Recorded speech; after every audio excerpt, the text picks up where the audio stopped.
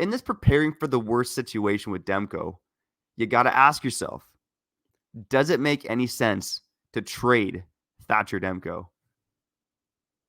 And my mentality has been, even with the injury history, that you have a guy right now on an absolute bargain of a contract, $5 million per season for the next 2 seasons.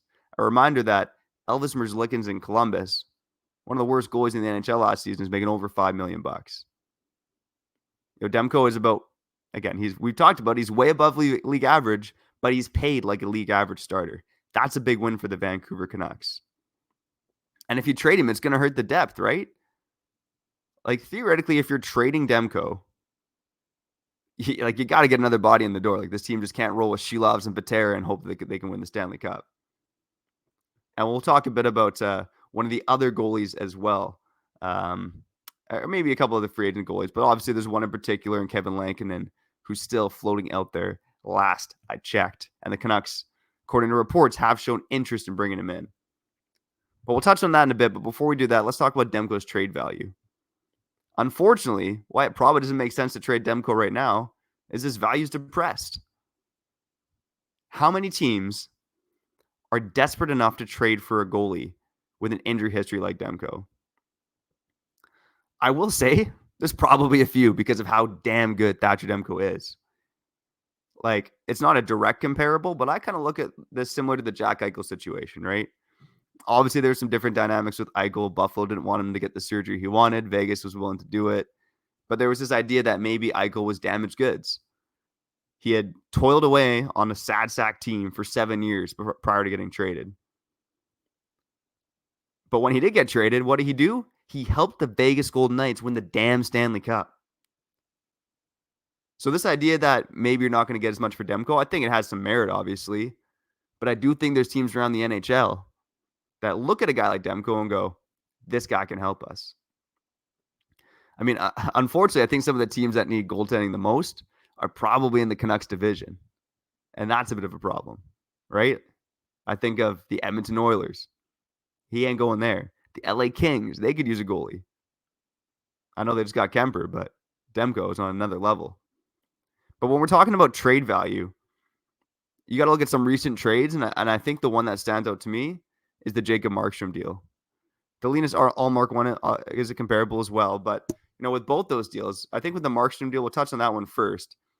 So Markstrom this offseason, when he was traded from the Calgary Flames and the New Jersey Devils, he netted the Flames just a first-round pick and Kevin Ball. So a young player, but basically a third-pairing defenseman, right? Now, I think with Demko, he's got to get a bit more than that because he's younger, because he's on an amazing contract. But they're comparable because Markstrom was also one of the best goalies in the NHL last season. But for Demko, what does that deal look like? I think it's a first-round pick for sure.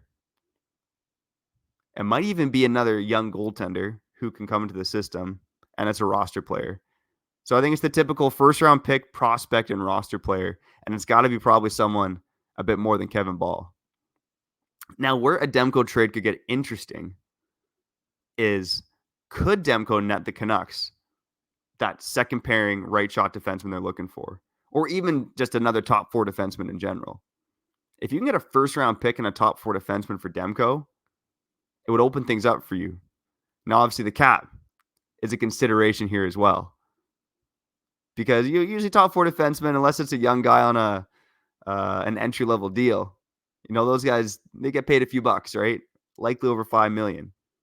And if the Canucks were to trade Demko, theoretically, they'd have to add another goaltender to this team. Because there's no way that Patrick Allvin, one of the busiest GMs in the NHL, one of the biggest dogs out there. We're talking about dogs in this episode. Patrick Allvin, he's a damn dog, okay? Patrick Allvin is not going into the season with Artur Shilovs and Leo Patera long-term in this hypothetical situation where the Canucks potentially trade Thatcher Demko. Now, if you want to look at the Ullmark deal, we'll touch on that one quickly as well. When he was traded from the Bruins to the Senators, He was traded in exchange for Marcus Stellick, so a bottom 6 roster player, Jonas Korpisalo, and a round 1 pick in the 2024 draft. So, yeah, not a great haul either, to be honest, right? It's hard to trade goalies in the NHL. And Allmark was a guy who won the Vezina not that long ago. But part of the reason the deal was made is because I think teams knew that Boston was in a bit of a bind, that they more or less had to trade one of those 2 goaltenders. So maybe I'll touch on later this week, potential teams and more concrete deals for Demko in this hypothetical situation. But I will say, unless the deal absolutely blows your socks off, I'm not a fan of trading Thatcher Demko. Call me crazy, call me stupid. I still trust the guy to get his health back and help this team win the Stanley Cup. But I'm just a dreamer, baby. Locked On Canucks, your Canucks every damn day. We're preparing for the worst, but we're also full of positivity here, okay?